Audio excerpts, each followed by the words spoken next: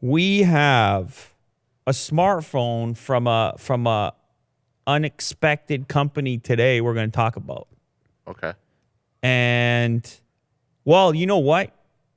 We have talked about it before, but we didn't know what it was going to be. It was very early stages of this upcoming smartphone. And all we knew was that it was going to be made, or at least there was going to be some sort of a collab between the popular app TikTok and their parent company, ByteDance. Mm-hmm. Wait, how about that name? ByteDance. But bite like a bite, like a kilobyte. Right? Yeah. So what do you think about that? I'm cool with it. Okay, so they got an app. They got a popular app. Yeah. TikTok. I'm not on it. No. I know very little about. I mean, obviously, I've seen the content. Obviously, I know what TikTok is. It's the fast-paced, the youngsters. It's a lot of. It's kind of like Musical.ly. Remember that Musical.ly stuff? It actually was Musical.ly. Oh, was it? It turned into TikTok. Are you sure about that? That's why it has a. Are you sure about all this? Yes. Are you spreading false information once again across the internet and across the globe? No, it's for real. All right. Well, anyway, TikTok bot music, whatever. It's a whole thing, but it's that kind of stuff. And the youngsters are really into it. So much so that they put a bunch of dollars into the pocket of the parent company, ByteDance, so ByteDance could go and acquire a smartphone manufacturer by the name of Smartisan. And what they put together is possibly my favorite name ever for a smartphone. What we're looking at today is the Smartisan Nut Pro 3. And it got a reaction from Kirk. Jesus. So as you can tell, it's an effective name for a smartphone. That's right. Just to repeat. Actually, Will, maybe you can repeat it for us. Just the brand name there, or the model name of the device.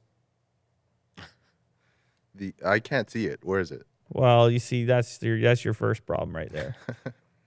Okay, Will, you got to see it first. It is, I'll repeat one more time, the Smartisan Nut Pro 3. So you can go ahead and order up your very own Nut Pro. There's I think there might be a Cantonese name. Oh, you going Cantonese on us right now, Will? Jian Guao. Does that mean nut in Cantonese? Because it says Jian Guao Pro 3. Not in Cantonese, no. It might be in Mandarin. I'm sure it would be Mandarin. Yeah. Wouldn't it? If you were ByteDance. Yeah. So anyway, point being, we're going to get a translation in 5 seconds down in the comments. But it's one of those loose ones where we end up with in English at least, it means nut. I mean, it translates to nut. Okay, that's exactly a beautiful highlight right there. In Mandarin. Did I think we were going to be talking about nuts today? Smartphones by the name of Nut Pros? No, I didn't. But Apple's got the iPhone 11 Pro. So why shouldn't there be a Nut Pro? Yeah, why not? Why not?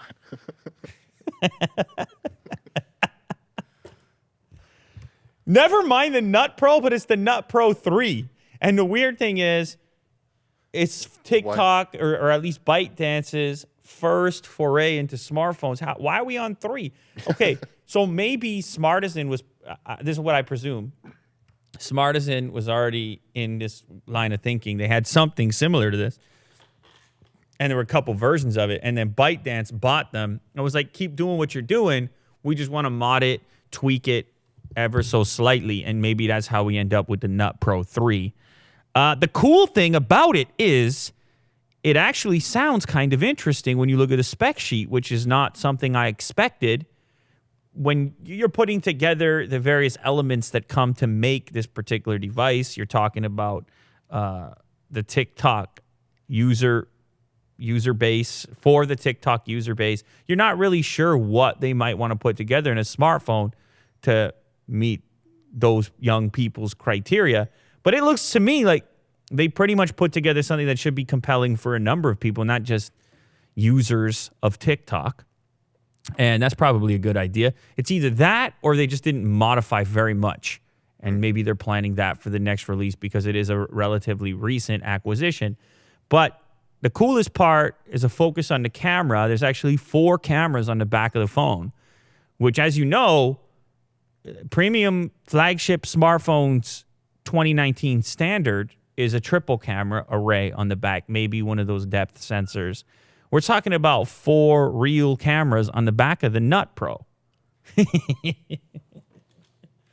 Four real cameras, a 48 megapixel main camera, a 13 megapixel ultra wide snapper, which has instantaneous distortion correction for the ultra wide, an 8 megapixel telephoto for zooms, and a 5 megapixel macro camera. We just ordered a macro lens for Kirk.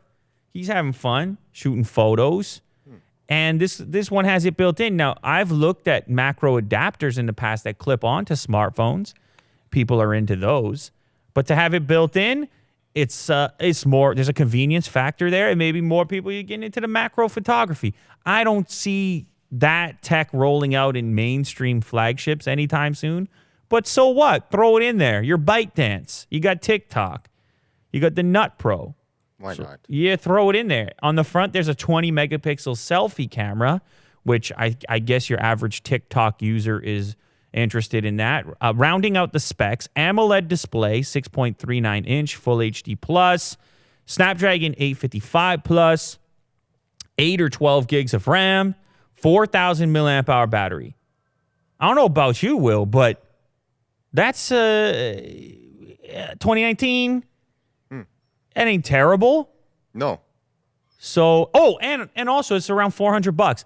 So here was a thing where I was assuming when I read the name, when you heard about the acquisition, when you heard about the company responsible for putting this out, I thought the whole thing was going to be a laugh. I thought the whole thing was going to be a joke. I thought you and I were going to sit here ranting and raving as we would. But instead, we're looking at a spec sheet, and we've determined they did all right with this Nut Pro. Yes. Everything except for the name, I would say. But maybe not. Yeah. You're not going to forget it. Viral thing, yeah. I'm not going to forget it. Yeah. The people watching this, otherwise, imagine it was the SM9000-HQ. Forgettable.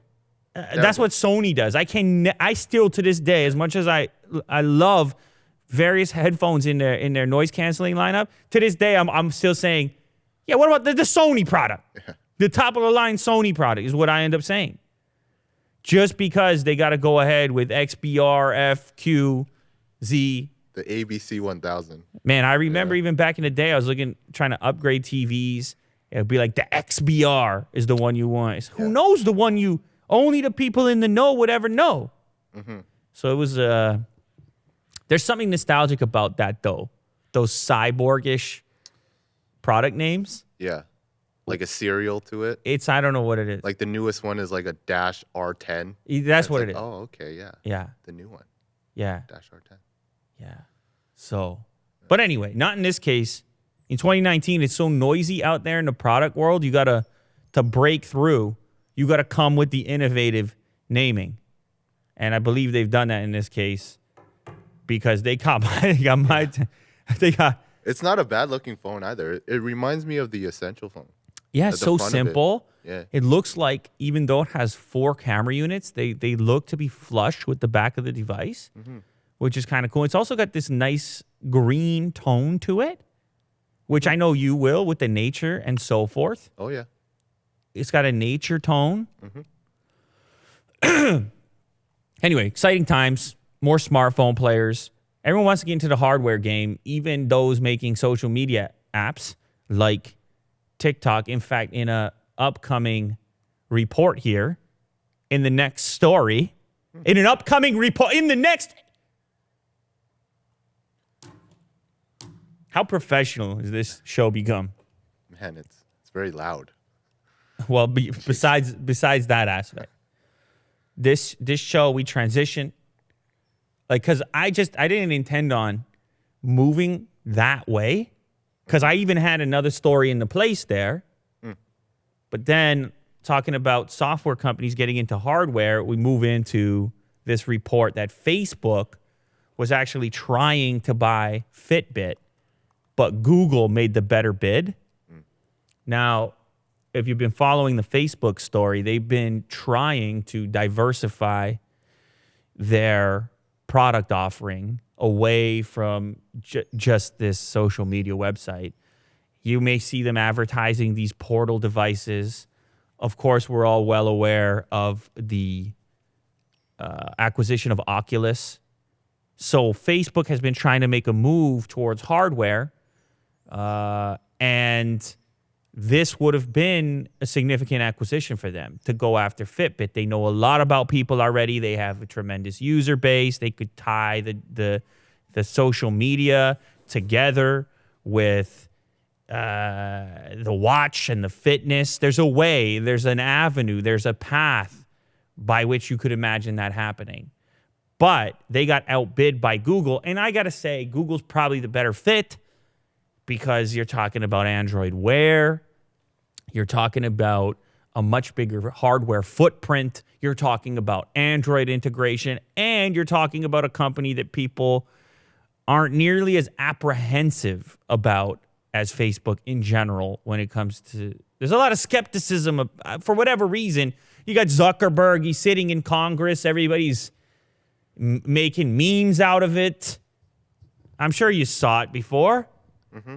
People are just uneasy about Facebook. Elections, Russia. Yeah, not a lot of trust on Facebook. For whatever reason. And in Facebook. Facebook's been around. I'm not a huge Facebook user, so I can't speak to it too much. But in the end, Google came with a bid that was about 2 times where Facebook was willing to go. So the acquisition figure was $2.1 billion to close the deal, the acquisition for Google, and reportedly Facebook was tapping out around $1 billion. So as interested as Facebook is in having an increased hardware presence in the tech realm, they obviously weren't $2.1 billion interested, which is obviously a much bigger investment. So they had they had their threshold, and maybe they can wait. There's some other speculation in the article here about maybe part of their apprehensiveness has to do with how much scrutiny they're under right now with lawmakers, pressure from legislators to potentially break up big tech. And one of the criticisms that exist for big tech is that some of these acquisitions take place and then some of these other companies that were doing well get buried within this new conglomerate, and it's actually not great for innovation. They're already big enough to begin with. Why are we allowing these acquisitions to take place? Whereas in Google's realm, considering they already have such a big hardware presence, there would probably be less scrutiny applied from legislators as opposed to if Facebook did so. So that's some of the speculation. I think it would have been a bit upsetting to me if Facebook had have bought Fitbit, because I feel Fitbit's doing some interesting stuff. It's nice to have that option. It's not all Apple Watch out there. Fitbit is the number 2 wearable, I believe, after Apple. It's in the same realm. Of course, now under the Google umbrella. I feel like if Facebook bought Fitbit, regardless of what the product looked like, that skepticism that I mentioned earlier that people have in general, Facebook, Zuckerberg, Russia, elections, and all that. It's just tainted. I feel like people would have resisted purchasing the Fitbit products because, Facebook would have had to go in there and say a Facebook company, Fitbit by Facebook. Right. FaceFit, FitFace. Can you imagine? Whatever they might do with it. So it may very well have buried that company had they been purchased. But who knows? Fitbit wouldn't have had to say yes. They could have looked at that billion and said, nah, we're going to wait around for 2. But in the end, they end up under the Google umbrella, and we'll see what that turns into in terms of products. Speaking of products, we have some new images about pointing at the 16-inch MacBook Pro, which I talked about many times on the show. Finally, this modern MacBook Pro, they fixed the keyboard. Maybe they get me interested again. Well, there's a new image. I don't know if it's leaked. What do they say here? Where did they get this image from? It just says purported MacBook Pro image. So who knows where these things emerge from? I'm reading this on redmondpie.com. The whole concept here with the 16-inch MacBook Pro, slimmer bezels, modernize the design, screen to body ratio, fix the keyboard situation. The image that was leaked, though, gives an indication of an alteration to the touch bar section of the MacBook Pro. Many MacBook Pros exist in our premises here, and they all have touch bars. And let me get a little feedback, Will. What's your feeling on the touch bar in general? Do you use it? I just have the standard buttons of like volume and brightness. Pretty much what the buttons are laid out by. I don't use like hotkeys or anything like that. Okay. I don't mind it, but it doesn't really matter. You don't think about it much? Not really, no. Let me ask you something. Do you miss having a physical escape key? Not really, no. Doesn't matter. It like for me, it does the job. The escape key is always there. I know the touch bar sometimes if you have it customized, the escape key wouldn't be there or something like that. But yeah, that one's always there and it's fine. It's fine for you. Well, maybe you are not the majority on that particular point of view. Because the image that I'm looking at here of the purported 16-inch upcoming MacBook, they put the escape key back, a physical key. Now, I don't know if you can find this image to show the human beings here, but maybe if you head over, you're on the wrong article there, even though you're on Redmond Pie. This one. That's the one there. Yeah. So scroll down and you see there, they shrunk the touch bar and it's symmetrical now because, of course, you have the fingerprint scanner on the right-hand side. I guess it's not quite symmetrical because that escape key looks a little wider. But anyhow, it's chopped off from the end in order to provide you with a typical escape key in the fashion of your keyboard. So some people must have been asking for it. Maybe programmers are using escape all the time. I don't know. Maybe. Yeah. What do I know? What do I know? Not much. So anyhow, the other details emerging here, according to Mac Rumors, the person leaking the image suggests that the hardware will ship with AMD Radeon RX 5300M or 5500M graphics, which, once again, is something we've been aware of due to the leaked string in macOS Catalina codebase. So a little indication there on what the hardware on the inside is going to look like. Of course, getting away from the virtual escape key is an interesting move, partly because Apple, originally when they launched the MacBook Pro, there was a big advertising campaign around the touch bar and the idea that this was the advancement, this was the futuristic component, this was the reason to upgrade your laptop. And not everyone felt that it was such a useful thing as it looked in some of those advertising campaigns. So some people online actually pleaded for a no touch bar Pro in the 15-inch variant. Of course, Apple came out with a no touch bar, I believe 13-inch. And I just don't know that the idea or concept is fully realized to the point where that killer functionality exists that people are really loving it. I know back when I was using the MacBook Pro, every so often I'd have unintended touches with the touch bar, where there'd be some shortcut within the Mail app, for example, to send a message, and the message wouldn't be completed, and I would just be typing, and then I rest my hand, sip a coffee, and you send, and who knows what's in there? Yeah, could be anything in there. Yeah. So anyhow, we can ask the audience here, anyone who's used the touch bar, how important it is to you, and if you approve of this idea to bring the physical escape key back, and maybe you want Apple to abandon the touch bar altogether. Obviously, at this point, it doesn't look like that's the case. I mean, this could have been Photoshop. We don't really know, but I'm guessing that this 16-inch future screen-to-body fancy keyboard fix MacBook Pro is likely going to have a touch bar, whether we see a physical escape key or not. It's going to have some form of a touch bar. So, American brands aren't getting any love in China's Singles Day. Are you aware of Singles Day, Will? Have you heard of this? 11/11. It's a special date, November 11th, and it is, listen to this, the biggest shopping day in the world. The biggest transaction figure, bigger than Black Friday, bigger than Cyber Monday. Of course, it's popular in China. Couple of customers in China, Will. A few, yeah. Quite a few. A couple of people buying things in China. Who would have thought?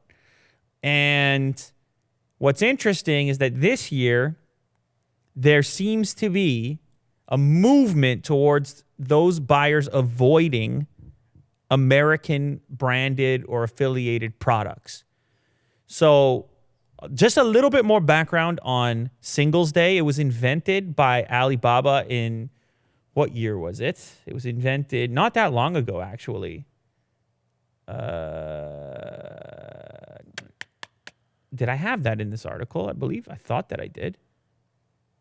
April 4th, 1999. 1999. 20 years ago. Early. Okay, all right. That's a while. Are you sure about that? Oh, you're talking about Alibaba's when they were founded. Yeah. I'm talking about when they invented Singles Day. Oh. It was invented, right? It wasn't a pre-existing holiday or shopping day. Well, I guess all these things are invented. Launched a decade ago by e-commerce behemoth Alibaba. So it's 10 years old, Singles Day. So that will put it at 2009. It's 11/11, and it's kind of like a Valentine's Day thing. It's very hard to fully understand. It's a celebration of the fact that you're single. Yeah. I don't fully understand it, but it's like, it's buy something for yourself, celebrate, have a time, buy something for someone you have a crush on. I don't know. With the Valentine's angle, maybe a day for singles to celebrate and socialize. Yeah, so there's a social aspect. You go out on Singles Day, Will, you get a bite to eat. Mm-hmm. Just like a celebration. What do you get to eat? Like, what would you go for on Singles Day? I'm sure there's Singles Day combos. Is that right? Like specials? Really? Yeah. What do I get? I would probably go for Popeyes. Do they have Popeyes in China? I don't know. They have KFC for sure. Yeah. I don't know if they have Popeyes, but anyway, I hear you, Will. So anyhow, the development here is the fact it's generally a celebration, no political undertones to it, but of course we have the trade war still going. It's burning hot. And there's talk at this point that there may be a boycott of certain brands, American affiliated brands and so forth on Singles Day, which could have a big dent. It could make a big dent, could have a big impact because it is such a big shopping day. It represents a lot of people's spending at that moment. So there's a nice little chart here on Bloomberg, and it says that 78% of Chinese shoppers will rethink U.S. brands for the following reasons. The number one reason, national loyalty. 51% of people say. Can you imagine, Will, is there anything that you buy based on national loyalty? That's wild. What, like Molson Canadian? Syrup? Maple syrup. You feel so patriotic as you drizzle the syrup. No, of course not. You'd enjoy it. I mean, I got nothing against maple syrup. I'll be the first guy to tell you. But I don't sit there and think this is delicious national loyalty. It never crosses my mind. I don't even know. Maybe the argument here is Canada should make more stuff because we're talking about maple syrup right now. Yeah. But then again, we exported some cool things like the BlackBerry once upon a time, or even though that was probably manufactured in China. Basketball, we exported basketball, hockey for the most part. Yeah. And a lot of people didn't know. Tim Hortons. Some dude invented basketball. Was a Canadian, James Naismith, right? With the literal basket. A peach basket, right? Yeah. That's right. So anyhow, I support a few things, but not so much in the realm of Singles Day products people are interested in. We can send them a pipeline or something. I don't know. We got the anyway. But there are of course American affiliated brands. What's weird about the American brand boycott, say Apple for example, is it's Chinese citizens that manufacture Apple products. So I don't know what you're boycotting the whole thing. It's kind of, I understand the patriotism, but it's all interconnected, global economy. It's a lot going on. The other reasons Chinese shoppers say they will avoid U.S. brands is quality at 27%, price at 16%, and speed of delivery customs at 6%. So the major factor appears to be national loyalty above all else.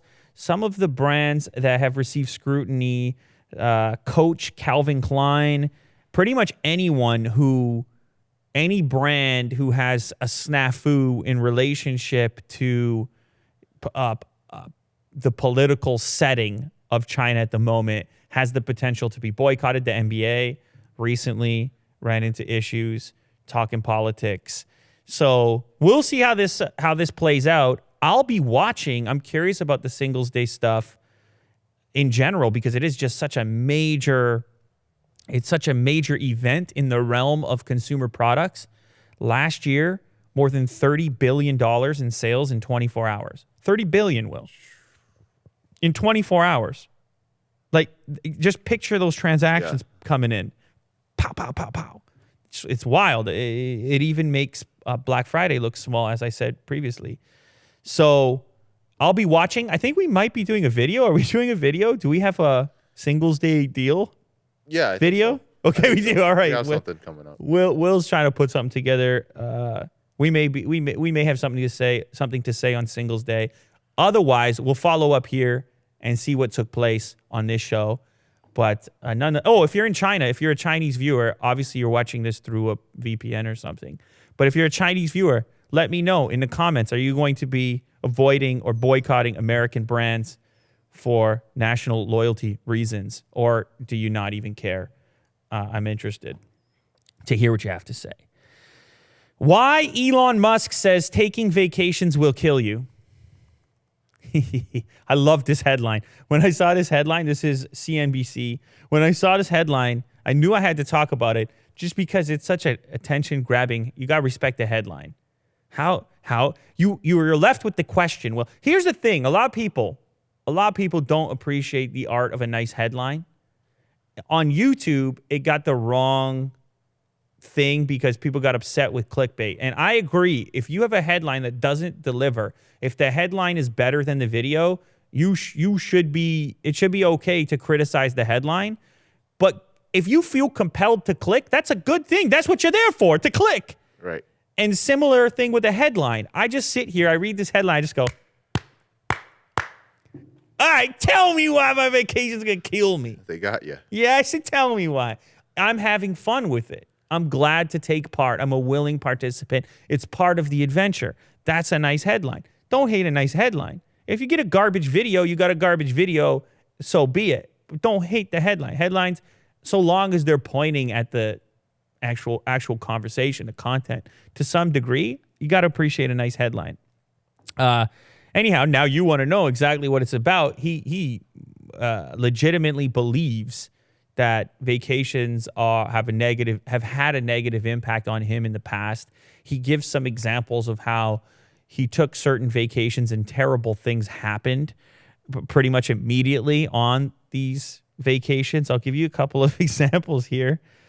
Let me go. I don't believe people should be experiencing hardship while the CEO is on vacation. So this is more his current philosophy. That he should be working the hardest within his companies. They shouldn't have to watch him take off when they're struggling.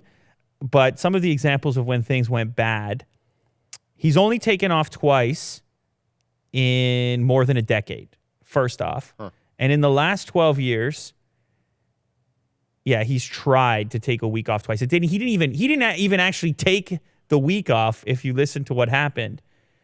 The first time he took a week off, the Orbital Sciences rocket exploded. That's obviously a SpaceX thing.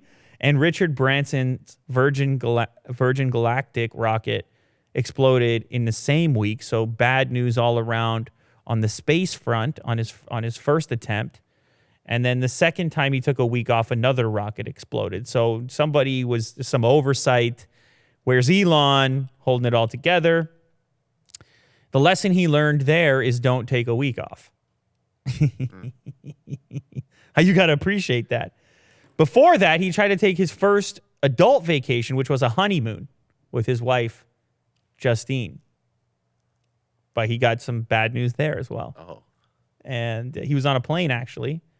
He was getting on the plane with Justine, at which point he got a message delivered from executives. It was a letter of no confidence pushing Musk out as CEO of his then company, X.com. His job exploded. So he's trying to go. He's about to go on the honeymoon. And they're like, go ahead, take the honeymoon. Enjoy the honeymoon. Yeah. Go for it. Have a great time. You and Justine, and start your life. Go to a tropical region. Yeah, don't worry about it. Yeah, we got this under control. Hops on the plane. He's getting into first class. Well, Yeah. The champagne comes. Mr. Musk. Yeah. Hot towel, Mr. Musk. He's got a blanket on. Yeah, he's so comfy. Pajamas. He's already got everything he's going to watch during the trip is on deck. He's got it loaded up on his device. Otis agrees. He comes to say hi. Otis never goes on vacation. He's always on vacation. Oh, maybe every day's a vacation for Otis. Yeah. I don't know. He looks pretty hardworking to me. He's sniffing around. And then you get the message. The message comes through. Yeah, you've been pushed out as CEO. Have a good time. Enjoy the vacation. And then the other time he tried, in that case, he immediately turned around. So as soon as he got to Sydney, Australia, that ain't no short flight, by the way, he turned straight back to Palo Alto. What's the message here? Okay, there's another example as well where he gets malaria the other time. He's done with vacations. He says vacations will kill you. And maybe in his case, he's right. Maybe in his case, the vacation is the thing that when you're living that level of an extreme kind of intense existence where you're building things, leading ships, driving projects. I guess you have to be on the ball. You give up on certain things. Yeah. You make certain sacrifices. A lot of sacrifices. You make certain sacrifices. And if you think you can do it all and still, then you potentially suffer even worse. So, I mean, you don't have to listen to Elon Musk. You can do whatever you... Yeah. But I will say, I ain't no Elon Musk, Will. But I kind of understand the idea of vacation anxiety when you run a business. When do you go? For how long? What happens? Mm-hmm. How much are you thinking about the other loose ends that you've left untied? Are you really relaxing? To what degree? And I have figured out over the course of time I've been doing this stuff here that I much prefer to say go somewhere sort of nearby, up to the cottage, to the wilderness, maybe skiing, stuff that is less of a big commitment, where you still feel a little bit accessible. Right. Like you could tie back in if you don't want to get lost too far. I just feel it's more relaxing because you don't have to go through the whole process of tying up all these loose ends because you're going to be gone for a long time or far away. Right. So it's kind of that feeling when you go on a trip, and everybody has this feeling when they go on a trip of, did I leave something behind? Uh-huh. So I would say the entrepreneurial equivalent of that is you've left everything behind. Yes. And you have nothing. And some people can say this is very unhealthy and all the rest of it. But I think there's a sort of placebo component of going nearby where, yes, you've left everything behind, but by not really leaving it, by still being somewhat accessible, you can actually let your guard down and relax a little bit better. So maybe Elon implements something kind of like that. Maybe he goes to the national park nearby. Yes. Instead of Australia. Yeah. Go take a walk at the park. You see what I mean? You don't need that extra tension. Yeah. Maybe it is just like a change of scenery. Maybe that's all it takes. Maybe people have it in their heads they need to go to the Bahamas or something. But in reality, they need a quiet weekend nearby. Mm-hmm. Just a nice hike. And you could take that hike more frequently. Mm-hmm. I don't know, Will. I'm just talking. But Elon Musk obviously has way more going on than a lot of 99% of humans. Yes. So we can't necessarily take what he says and apply it to the average lifestyle. But nonetheless, it's interesting to see how he gets it done. I've seen, when he was on Rogan, for example, Rogan was grilling him on how do you get it all done? What's it like to be you? And then he responded with the best moment in the whole podcast where he's like, I don't think people would like it very much to be me. Very honest. He said it quietly like that. He said it's never turns off. No, it never turns off. And he said it just very quietly, subtle. So, anyhow, he's gonna try to beat the Taycan. By the way, he's working on that right now because he can't have that. He can't have that happening either. A lot of sleepless nights.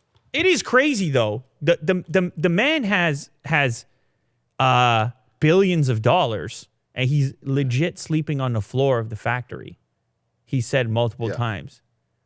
That's a crazy drive, right? He wants to take people to Mars. It's a crazy drive. Oh, yeah.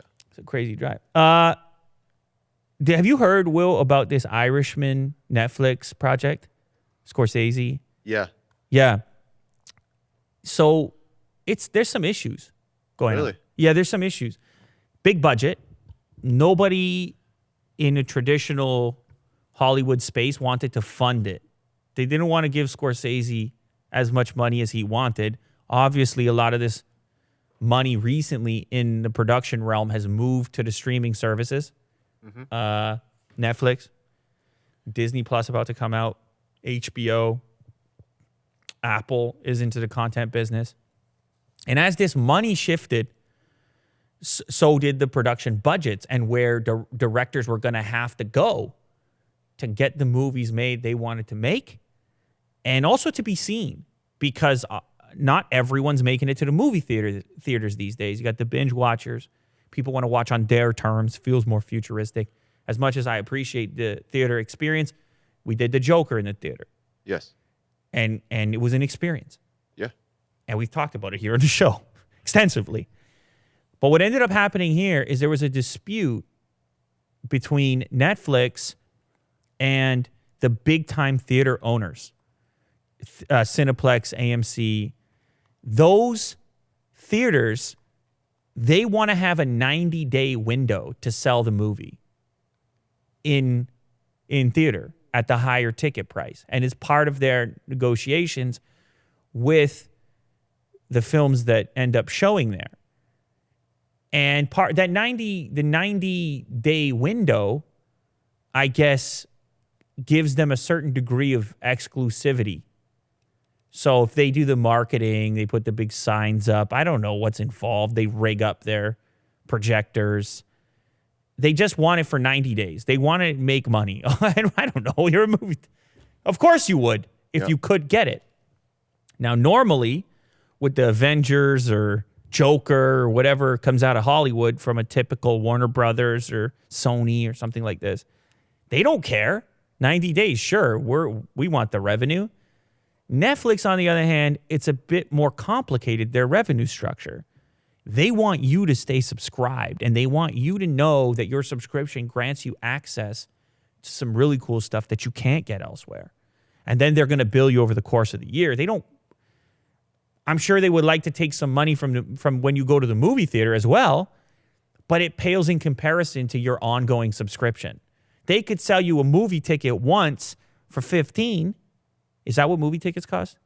Around there, yeah. 10 to 15. depending where you are, I guess. Or they could bill you for that every month. If you say to yourself, Netflix is too hot, I gotta have it. So Netflix was trying to play both sides. They wanted to negotiate a 3-week window.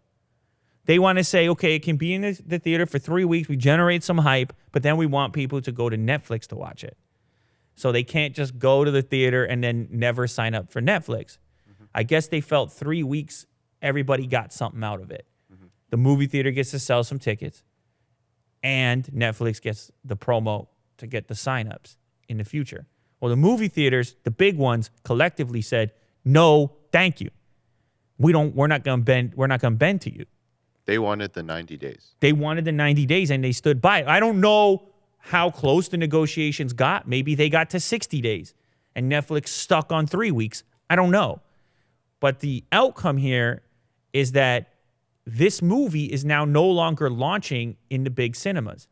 You will not see it in most cinemas. It's a handful of cinemas now, independent of the big brands. So here in Toronto, you have to see it at TIFF Lightbox, which I might have to do that. I'm not. It's on the 9th, I believe. In New York, it's a couple of different theaters, and in Los Angeles, it's a couple. You'll have to check your. In many cities, you probably won't get to see it at all. You'll just have to wait for the Netflix release, which is at the end of this month. Okay.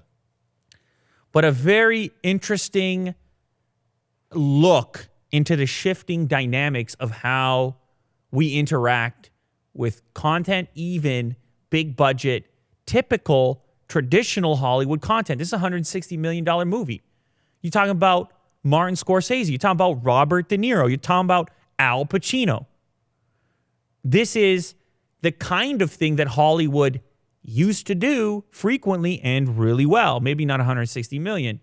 Now, if you want to make that film, and Scorsese said this on record, that, hey, I don't mind it not being in theaters. I want to make the film I want to make, and I need this budget to do it. Was more important to him than having a widespread release. He wanted the film to be what he wanted it to be.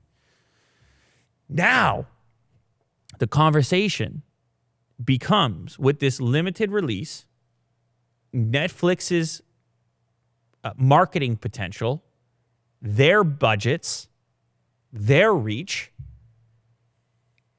Is this good or bad for Netflix? That's what's hard for me to figure out, because obviously you want to be in movie theaters, so people start talking about it. Maybe you win, what do you win? An Academy Award. But at the same time, now that you can't see it in movie theaters, is there like a groundswell that starts where people say you got to get it on Netflix, and then everybody signs up because you got the hot new Scorsese film on Netflix? That could happen too. So it could go either way for them. I actually think who loses in this scenario is the theaters. I understand them saying, look, we got to hold our ground. We put this same stipulation for everybody we do business with. And they're probably seeing the writing on the wall. If we don't protect these structures here, are they going to need us in the future with these big releases? Because they're cut out completely. I just think they probably should have compromised. Met in the middle, do the 3 weeks. At least you get the best of both. Because now they're cut out completely, and we're going to get to see possibly a very successful project that they don't participate in any way. And more people are going to miss out on the opportunity to see it in the big format. And they're going to just watch it, hopefully not on their phone screens. Maybe on the TV at least. Yeah. Which still might be, for me, that's probably the way I end up seeing it. I don't know I'm going to get down to the TIFF Lightbox. Even if it was around the corner, I would still probably catch it on Netflix, more likely. So shifting dynamics, Will, digital. Where is the movie theater in 50 years? 20 years. I don't know. Yeah, who knows? It's got to tell you something that none of the big players were willing to give Scorsese $159 million. It's got to tell you something. Yeah. Because they're throwing money around in certain situations. I would guess part of it might have to do with the international appeal of this particular story might not be there in the same way as something like Avengers. I'm not sure. So a lot of the big production companies, the Warner Brothers and whatever else, they want to make sure it tests well globally. They're trying to get that international box office as well. Mm-hmm. So you're going to catch it or what? I would like to see it in theaters. I mean, it's a whole experience. So like you have to go to TIFF then? Yeah. Downtown? I'm not going to. Yes, exactly. So you'll catch it on Netflix. Yeah. Kirk? Well, how will Netflix gauge whether the movie's a success? Like in the box office? No, it won't be a box office thing. So Kirk asked how Netflix will gauge whether or not this movie's a success. They're going to look at new subscriptions. Absolutely. They're going to look at the new additional customers that this movie brings in, because ultimately what ends up happening, if I watch this movie and love it, and then I come on here and I say, you got to see this, where what are people supposed to do? They got to go to Netflix. And presumably this could be the thing. For a long time, it was these flagship shows like Stranger Things, but that's not really going to get me. Nothing against Stranger Things. It's not. But this is a different clientele they really haven't attacked before. The gangster movie crowd, I grew up on Scorsese. I've seen everything. They never really came after that group. Now they have a real play, a nice little tent pole for that group. And if they acquire you and then keep on adding to it, it could become a really important component in your media consumption. I'll say I'd rather watch this on Netflix because Scorsese films so long. Right. Man, I was just looking at the runtime. It's 3 hours and 29 hours. minutes. Yeah. Yeah. It's a long movie. So it might be an at-home. Maybe that's another reason why Scorsese was cool with the limited release and the Netflix. Maybe he thinks it's better enjoyed at home. I don't know. I doubt that. He's a movie guy. I doubt that. He probably wants you in your seat 3.5 hours straight, loving every second of it. And I could do it. I'll tell you what, I could do it. Maybe I'll make the trek down to the private theater. But otherwise, it's good to know that it's going to be on Netflix pretty shortly after its initial release. Because that is a bit of a bummer, Will, the 90-day thing sometimes. You want to watch something and it's going to be in theaters for 3 months. It's like, I don't know, I'll catch it one day.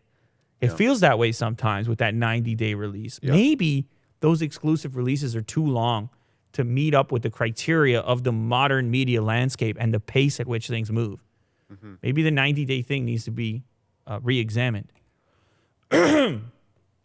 Chicago dentist gets phone bill totaling $180,000. Did you hear me? Did you hear me, Will? Yeah. That's Phone bill. Chicago chunk of change. dentist gets a phone bill. Now, what's weird about this is who's even getting, how do you even, what kind of phone, who's phoning people? You want to start with that? Well, who's, I mean, what are these phone calls? How long are you spending on the phone? How are you tallying this up? I remember long distance charges and things, but that feels like a lifetime ago. Feels like 20 years ago that your parents would warn you, don't you dare with the long distance. yeah. Don't you? You better not be calling your long lost cousin Yeah. on, Yes. But I'm sure there's grandmas that's not using technology. and they're banking to on the hear grandmas their right now grandson or something. with the long distance charges. Well, this is an interesting story because it's not what it sounds like. Obviously, this dentist isn't sitting there phoning halfway across. What kind of dentist is that? The dentist, in fact, Dr. Rosa Galvin Silva, she claims that she got hacked, that someone hacked into her phone system and started making a boatload of calls, long calls, 100 calls as long as 2 hours to the United Kingdom via her phone number by somehow hacking into her phone system. Her first bill was $81,000 and her next bill was $183,000. What kind of a business is this, the long distance business? I want to know the profit margin on that. What is the cost of making the connection, even for a 2-hour call, for a person in Chicago to the UK? How do you get to 180,000. Well, is that all profit margin? It's I so would confusing. guess so. You would probably just need someone to connect. Well, right? not physically, Will. It's not 1950. I'm just seeing like all these like circuit boards, these Switchboard. switchboards. Yeah. I feel like that's all profit margin. I would all assume profit. there would be agreements between the Yeah. phone companies in these various countries for these connections. There would be some sort of a fee associated, but this is obviously bananas. But this is the weird thing to me that stood out when I read this. You're going to put all this energy into hacking someone's phone system to have 2-hour phone calls? Why? Go on Skype.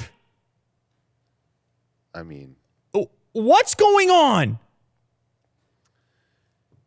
Will, help me out here. it might be I don't know, like a terrorist thing or something. Oh man, I take it there. Jeez, I was Getting it thinking, in there. I was thinking maybe it's like some sort of phone card scam where they're reselling this person's phone number to people who Many want to times. buy in small doses, maybe 10 long distance calls or Right, something. right. And they somehow found a way through hacking the system to enable that. And then they go and sell those to other people as a means to make money. Because obviously, going through all this effort to make some phone calls to the UK personally seems insane. You have to assume that they would need to be making some kind of money to justify the effort. Uh-huh. Anyway, she says it's all fraud. She goes to AT&T. They currently have offered her a settlement asking her to pay $831 instead of $183,000. Oh, okay. So does that basically tell you what their margin is? They're like, we have to recuperate costs, which is $183, even though we charged you originally $183,000, but we got to recuperate at least $183 because we're on the hook for it. Yeah. I don't know. These numbers seem made up, but what do I know? I don't run a telco. Well, maybe I should. We're probably in the wrong business if that's what long distance still costs in 2019 Yeah. in the age of Skype and FaceTime and God knows what. Or dentistry. They make a lot of money. Yeah, that's the real trick. The real trick is become a Chicago dentist. Yes. Get hacked and settle for $831. Yeah. Warning, this article contains images which some readers may find distressing. I got Will's attention. He's like, what? It's not that distressing. A guy's Fitbit blew up on his Whoa. arm. And it's one of these stories that's going to scare you from ever wearing any technology on your wrist ever. Of course, there's millions of these things out there. So first off, chill. They'll be stressing out, Oh, there's images. throwing their Fitbits and Apple Watches and so forth off of their wrists. My arm was melting. You see what happens on these type of websites? You see how that goes, Will? They The get you. Sun. He's on thesun.co.uk. All caps. My arm was melting. Man describes horrifying moment. Fitbit exploded on his wrist, leaving him with third-degree burns. You see, because it's .co.uk, Kirk. Yeah. So I had to put the... Yeah, okay. Yeah, so the guy's Fitbit exploded. He got legit burned up. And it's a bit rough. Nobody wants this situation to take place. There's a battery in the thing. It's totally possible it can happen. Enough of them out there. These things get beat up. You're not worried about that image, Kirk? No, don't show it. Don't show it. People go look it up. It's a third-degree burn, guys. So it's obviously really rough. They zoom it in. Come on. The thing is, though, Will, he's gonna have a fat settlement. They'll take care of him. Yeah, but he's scarred. So how much do you need from Fitbit? First of all, the reason this is an interesting story is because we have, of course, the recent news that Google paid all this money for Fitbit. Great timing. Yeah. Because the keyword is hot right now. So for this to happen in conjunction with the acquisition, Google's just like Google money now. Google's like, now they're suing us, not Fitbit. Now he's suing us, and we're Oh. Google. Oh no. You see how that works? Yeah.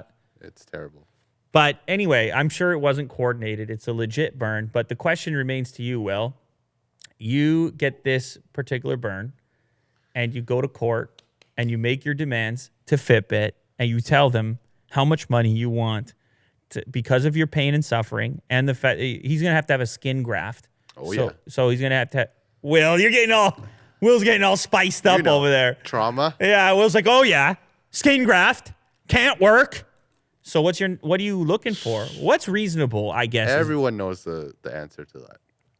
Oh, a boatload? You're looking for a boatload. Of course. Will's looking for a boatload. Yeah. Yeah, I guess it makes sense. Why not? I guess you got to look for a boatload. You're screwed up. It would be terrorizing. Would you ever put a watch back on after that? Or are you just done with them? How can you at that point? You're just done with them. If there's a battery in there, You're not going to wear a battery. Maybe this is partially our future as wearables become more ubiquitous. We get to a point where people start having more experiences like this just because of the nature of the fact that enough phones explode. We hear about it all the time. The thing with the phone is you can get it out of your hands quickly. Or if it's in your pocket, maybe you can chuck it out pretty. When this thing is strapped to your arm, it's that panic-inducing trying to squiggle it off of there, and the pain as well. And people are wearing these when they sleep with the sleep tracking. Yes. So I can imagine earbuds. Like, I see AirPods on people's heads all day.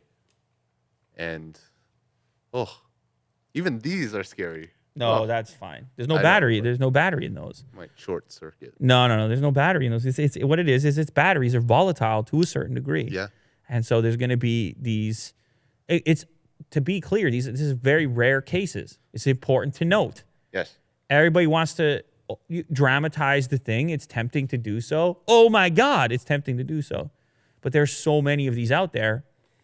It's actually a very rare occurrence, but nonetheless, if it's you who's affected, it feels super real, obviously.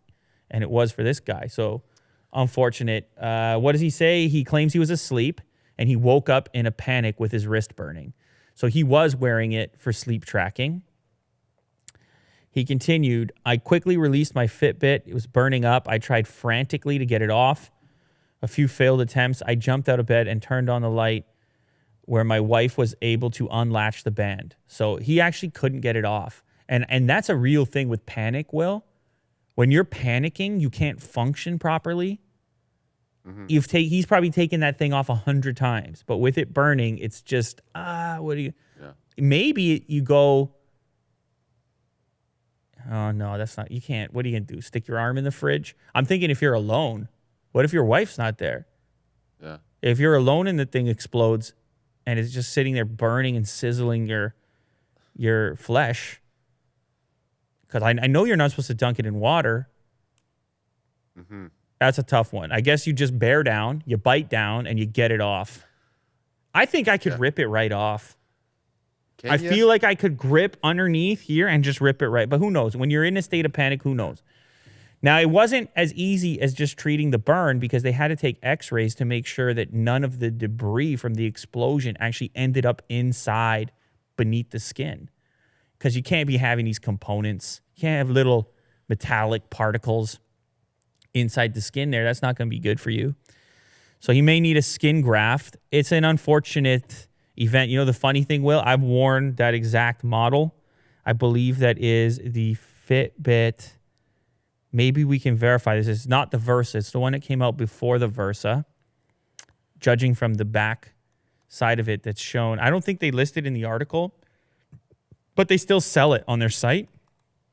It is, I'll tell you right now which model it was. I have it sitting in my bedside table, the Ionic. Fitbit Ionic is what that one looks like to me. Yeah, I'm pretty sure that's what it was. So it's not their latest model. Keep that in mind. I'm not trying to scare anyone. This is obviously super rare, like I said. But I will say I don't sleep with any of these things on. As much as I love the sleep tracking, and I think it can be really helpful, I just do the sleep tracking a few times and then I'm done. I got my intel. I'm not wearing it to sleep every single night myself.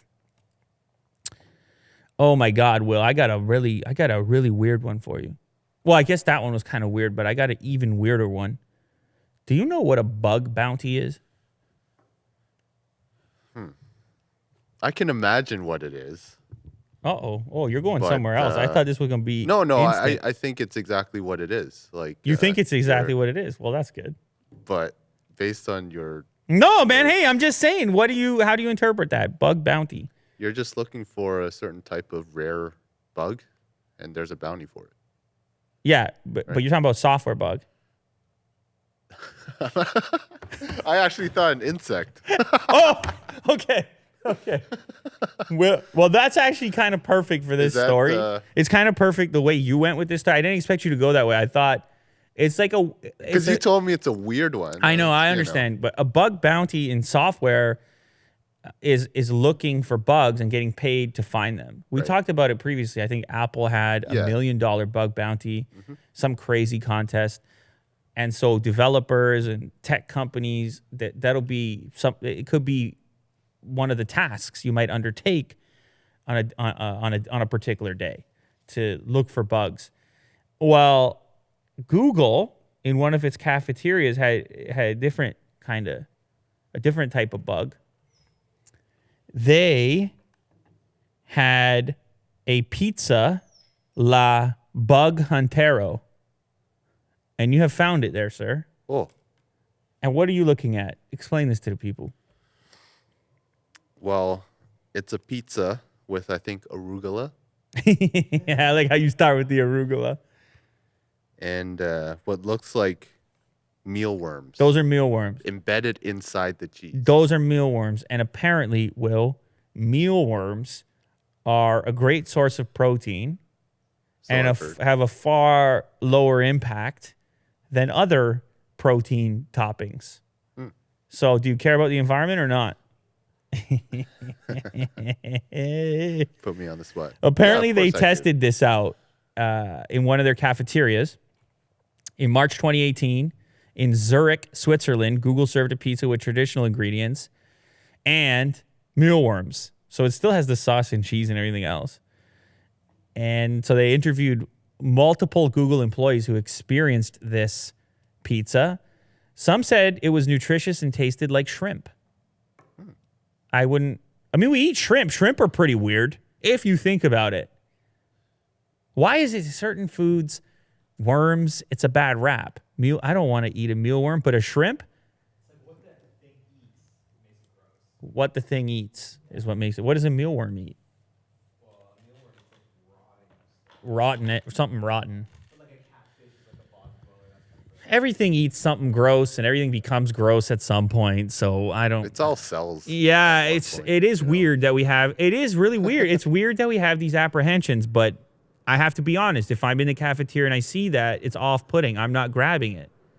Right. So it's So- not. I'm not trying to suggest that I would be this new age individual that would be jumping all over the bug bounty pizza. But Google's got to be innovative. They got to be pushing the boundaries in the cafeteria. You work for Google. It's futuristic. We eat mealworms, at least in this particular trial. But it didn't survive. It was not a hit. It didn't pan out. Nah, it didn't pan out. Well done. Well done. It didn't pan out. It didn't pan out, you see. Pan pizza. A couple people liked it. And, of course, Vice interviewed those individuals. And they would have kept going for it. But I mean, I just had to showcase this one because it had the funny title, and also it's just attention grabbing. What are we doing? Put mealworms on pizza. 2019. Will he do? What time to be alive? Am I right? Would you You're give it right. a shot? Yes or no? Yeah, I would. You give it a shot? Why not? Okay. Yeah, I mean, it's not going to harm you. Save the planet. I would try a slice. Eat worms. I would try a slice. But the thing is, I don't. The problem is the pre-existing. It's all the garbage that's already in your brain. Yeah. If well, you were starting from scratch, isn't that weird? If you're starting from scratch, it's nothing. Yeah, it's no problem. If you're a kid and it's common and everyone in the house, you would just have been eating mealworms your whole life. What's another one? Another emerging protein for protein powder? Cricket. Cricket. Cricket is the hot protein powder now. But it also feels futuristic for me. 20 2047. It's year 2047, and all the world's protein is mealworm and cricket. And there's vast industrial farms, all white, and it's just bugland, just pumping out crickets for human consumption. Isn't that a strange vision? But in a way, it seems it's more conceivable and probably instantly we're probably more capable of it than, say, for example, the synthetic or manufactured meat products. I'm not talking about the impossible foods. I'm talking about the meat grown in labs.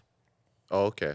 Which is supposed to be the futuristic thing. They can't doing that at scale. Very cost prohibitive at the moment.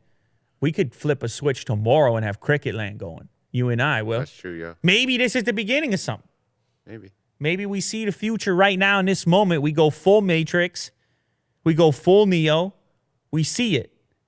And it's cricket land. Cricket Land Enterprises. Cricket gruel. Yeah. We call it what it is. Just you know, black sludge. That's kind of what was that food item? Soylent. That's what they did. Yeah.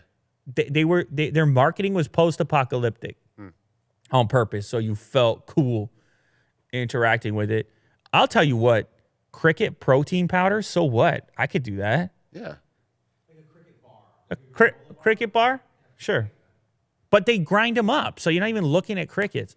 Maybe that's the key. If you powder anything, it's whatever, it's powder. Yeah. Like if you did the mealworms, but ground them up. That's what I'm saying. Mealworm powder. Yeah, why do they have to show it like So this, take man? the mealworm, It's like, come on. the mealworm ground into the crust, into the dough. Why not? And now it's a protein pizza. And you don't even have to say anything. All right, that's another product. It's free for the world. You go out, put the protein pizza out with the futuristic, eco-friendly, small carbon footprint, and you get Greta for your spokesperson. Yeah. You get a high five from Greta. You get a high five from Greta, and then she's on your side. It's no how dare you, and she's an advisor on the board of Cricket Town. You're all set, man. There you go. All right, last one for me, Willie Do. Last one for me. I apologize. It's the last one. I know we're just getting in the groove here. Did you listen to Kanye West's new record? Yeah. Talking about Jesus is King is Kanye West's new record. And you probably didn't know this, but it is his 9th consecutive #1 debut on Billboard 200 chart. Really? 9th consecutive, which is record tying. I believe he ties... Who does he tie? Eminem? Yeah. Matching Eminem's still active streak for longest in the chart's history. For debuting, it's really crazy when you read through this because this has become super complicated how they evaluate success now on Billboard charts. Obviously, people aren't buying physical CDs, so they have to figure out some form of reporting, merging together song purchases, streams, plays, Nielsen, Spotify. Wow. It's a whole project. And then they come up with a number called equivalent album units, which is a post-calculation naming for adding up all these various factors because they have to reference it against their long-standing history of the Billboard chart, which is actual album sales. Right. I'm talking to Beatles and Elvis Presley, Willie. The vinyls. They're selling records. Yeah. It's the only way you could get it. And then I wonder, because Billboard, did they take into account radio plays? Because that's kind of what streaming is like. So what would Elvis have been if you included radio? I don't know. Maybe they did. Maybe they tried to account for it. Torrents? Torrents. Imagine Nielsen on there analyzing torrents. I don't think they take that because that's not a sale. There's no transaction. That's true, yeah. Whereas a stream, there is a transaction of some amount, portion of a penny or whatever it is. Jesus is King was released on October 25th. It earned 264,000 equivalent album units in the U.S. in the week ending October 31st. Of that sum, 109,000 were album sales, while the rest was powered by streaming activity. 109,000 unit album sales. Where are people buying this album on iTunes? That seems odd to me. I don't know. Maybe humans are. Let me know in the comments. Are you buying albums on iTunes? Are you buying albums in general anywhere from anywhere? Maybe people are looking towards vinyls. Maybe there's a resurgence of physical ownership. I doubt that. Something tells me there's more to this particular aspect of this analysis. So Jesus is King's total unit start of 264,000. It includes 196.9 million on-demand audio streams for the album's 11 tracks. So that's a lot easier for us in the YouTube realm to analyze because we can understand a stream sort of like a view. And so the translation of that overall figure, it includes 197 million audio streams. That's a lot of listening. Yeah. Is that impressive to you, Will, on 11 tracks or not? Yeah, that's impressive. Right, it should be. It's hard to figure that out because that's how many plays per track. Like how many listeners in total of the record if everyone listened to 11 tracks? Do you see what I'm saying here? Yeah. What is it, 10 million? 20 million, obviously. Yeah, around 20 million. Around 20 million listeners. But then again, it's probably not evenly distributed because you have certain tracks people are going to like more. You also have replays. That's interesting. That's not a thing you do as much with YouTube videos. If we were trying to relate this to views, is you would rarely listen to or watch a YouTube video more than once. At least not a video like this. Mm-hmm. Whereas with music, you frequently will replay something if you like it. Mm-hmm. You have listened to the record more than once, in fact. Mm-hmm. So what were you looking for in there the second time around? I mean, yeah, I would listen to the whole album, not just a specific track. Probably 10 times, maybe 15. All right, well, a little trivia for you. Which artist has the most debuts at number one on the Billboard 200 with 14? It's not an ongoing streak that exists right now. Was it a recent artist? The artist is still sort of active. Ariana? Jay-Z. Oh.